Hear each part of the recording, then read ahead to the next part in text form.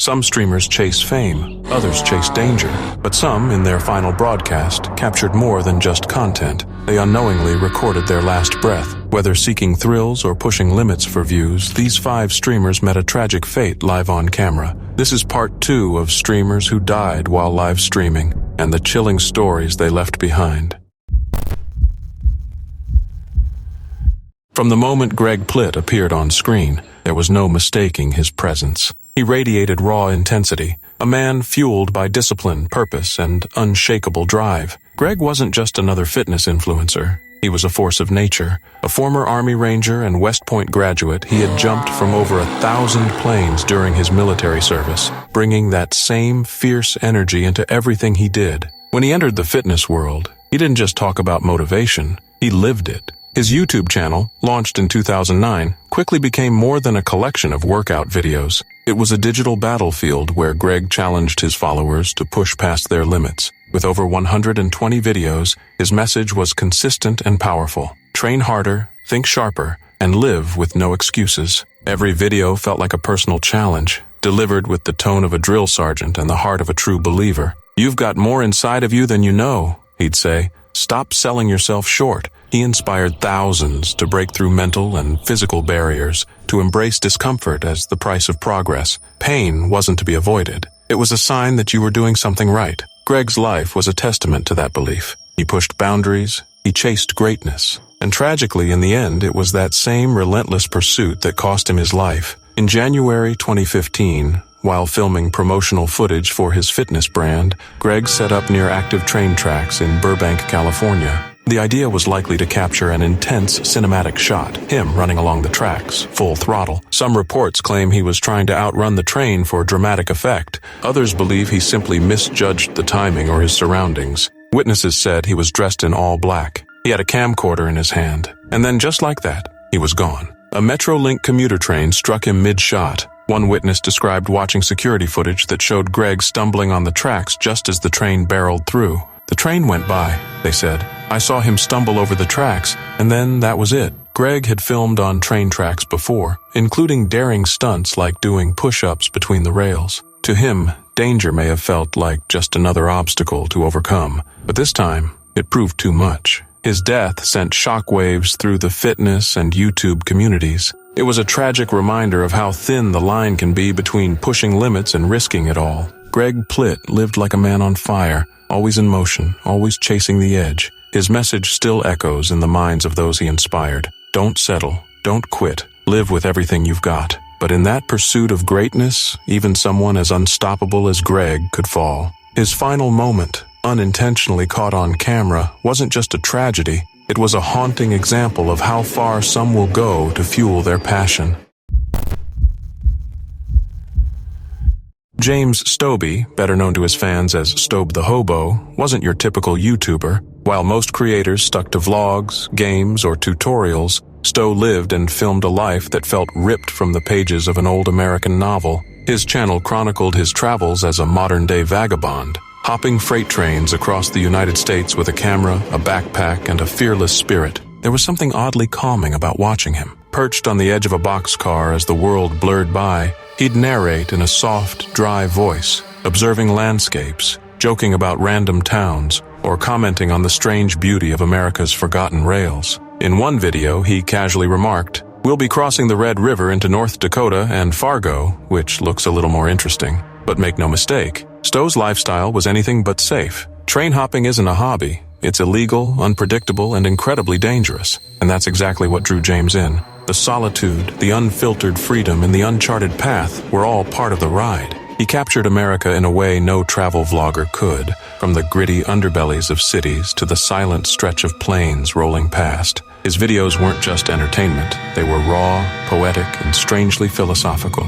Then came November 8th, 2017, the day the rails finally took him. James was killed in what was described as a train accident in Baltimore, but the exact details remained cloaked in mystery. Some reports claimed his backpack got snagged on a passing Amtrak train as he stood on a bridge, yanking him off balance. Others suggested he slipped from an overpass. No official story ever fully emerged. The silence around his death only deepened the sense of loss. Fans speculated, but his family, grieving deeply, asked for privacy, and the community respected that. tributes began pouring in. One of his close friends, a fellow rail rider known as Spike, posted a somber video. "Jim and I go back many, many, many years," he said, fighting through emotion. "Last week, Jim was killed in a freak accident involving an Amtrak train. Today was the saddest day of my life." On November 20th, just 12 days after the accident, James was laid to rest. Sto the Hobo wasn't just a thrill seeker. He was a philosopher of the forgotten, a man who saw beauty where others saw rust and ruin.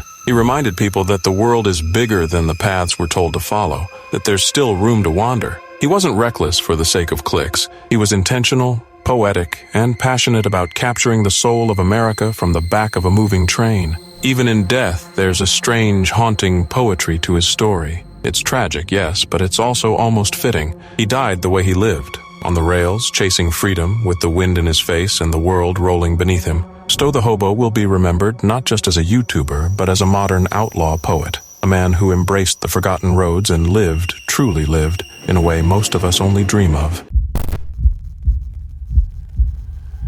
Not every YouTube journey begins with a camera and ends in freedom or adventure. Some start with a dream, simple, innocent, and end in heartbreak. That was the case with 13-year-old Harley Dilly, a bright, hopeful kid from Port Clinton, Ohio, who wanted to become a YouTuber like so many his age. On August 20th, 2019, Harley launched his second channel, Harley Dilly 2.0. His content was typical of a middle schooler with big online ambitions, mostly mobile Madden NFL 20 gameplay, sprinkled with the occasional vlog or commentary. He wasn't chasing fame with flashy edits or viral stunts. He just wanted to have fun, share his world, and be part of the digital age. But just 4 months later, on December 20th, Harley left for school and vanished. He never arrived at class. He never returned home. And alarmingly, his disappearance wasn't reported until 40 hours later, a delay that triggered widespread concern and suspicion, especially toward his family. Online communities, including Reddit, began to dig deeper. Rumors surfaced suggesting Harley's home life may not have been stable. Some users claimed he was often left outside or locked out by his parents. A few even found older clips of Harley mentioning arguments at home. In one recording, he recalled a confrontation with his mother. "My mom wanted me to go with her to get a friend, and I said, I don't want to. I have work to do. I want to go home and stay." We argued for about 5 minutes. Then she snapped, said she was going to call the police, said she already did. Though no confirmed evidence pointed to outright abuse, these comments painted a troubling picture. Meanwhile, Harley's disappearance was consuming the small town. Volunteers joined police in daily searches. Candlelight vigils were held. Flyers papered the streets. His name became a rallying cry, not just for finding a missing boy, but for protecting children in general. Weeks passed. Christmas came and went. Still no sign of Harley. Then, on January 13th, 2020, nearly a month after he vanished, the search came to a heartbreaking end. Harley's body was discovered inside the chimney of a vacant home just across the street from his own house. Investigators concluded that he had climbed onto the roof and attempted to enter through the chimney, likely in an effort to get inside, possibly to escape the cold or hide after an argument. He became wedged, unable to move, and is believed to have died from asphyxiation. The discovery shocked the community and devastated those who had held out hope. Questions lingered. Why didn't anyone hear him? Was he running away? Was he trying to create content? Investigators found no evidence that he was filming anything at the time, and no foul play was suspected. But the situation felt so strange, so tragic, that speculation never fully disappeared. His death hit the internet hard. He wasn't a viral star. He wasn't known for controversy or extreme content. He was just a kid with a smartphone, a dream, and a YouTube channel. That made the loss all the more painful. A local reporter covering his memorial summed it up. The city of Port Clinton continues to rally tonight for Harley Dilly, the teenager who got trapped and died in a chimney. In the end, Harley Dilly's story became a sobering reminder of how dreams can unravel, how youth doesn't guarantee safety, and how tragedy can strike in the quietest, most unexpected ways. He simply wanted to be heard, and now, through heartbreak, the world is still listening. In March 2014, a video appeared on the Whirlpool Hitman YouTube channel, opening with a haunting quote, "Live as if you were to die tomorrow. Learn as if you were to live forever." At first glance, it seemed like just another entry from a man known for towing the line between thrill and chaos. But behind that channel and behind the camera was Jacob Koschel, a 28-year-old adrenaline junkie from West Cornwall, England, whose obsession with danger would eventually become his undoing. Jacob wasn't your average daredevil. His channel was part extreme sports archive, part philosophical diary. Viewers followed him through daring stunts, cave dives, cliff jumps, storm swims. But the one motif that appeared again and again was his fixation with whirlpools. These swirling vortexes of dark water, mysterious and deadly, seemed to represent something more to Jacob. A challenge, a test, maybe even a kind of spiritual force. On May 28, 2013, one of those whirlpools appeared at Sannon Cove, a rugged coastal inlet Jacob knew well.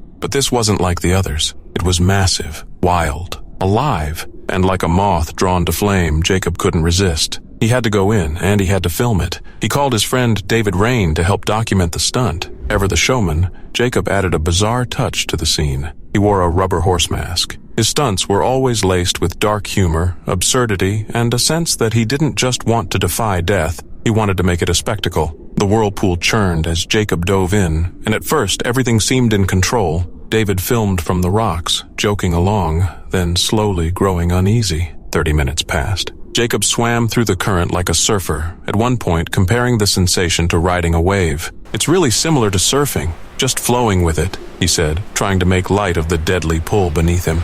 David, sensing it was enough, urged Jacob to stop. "I reckon you got enough. You got enough footage?" But Jacob wasn't done. Not yet. He asked for a stick-mounted GoPro to capture a deeper angle, from inside the whirlpool itself. He dove again, and this time he didn't come back up. Seconds passed, then minutes. Panic set in. David, now frantic, scrambled down the rocks and dove into the water himself. What he found was not the fearless adventurer grinning through another brush with death, but Jacob's lifeless body, face down, caught in the water's relentless pull. The footage was eventually uploaded to Jacob's channel posthumously, and the quote at the start, once playful, even inspiring, now struck like a ghost's whisper. It was no longer just a line. It was a premonition. Jacob Koschel had spent his life dancing along the edge, filming every leap, every dive, every near miss. But this time the whirlpool won. His funeral was packed beyond capacity. The church overflowed.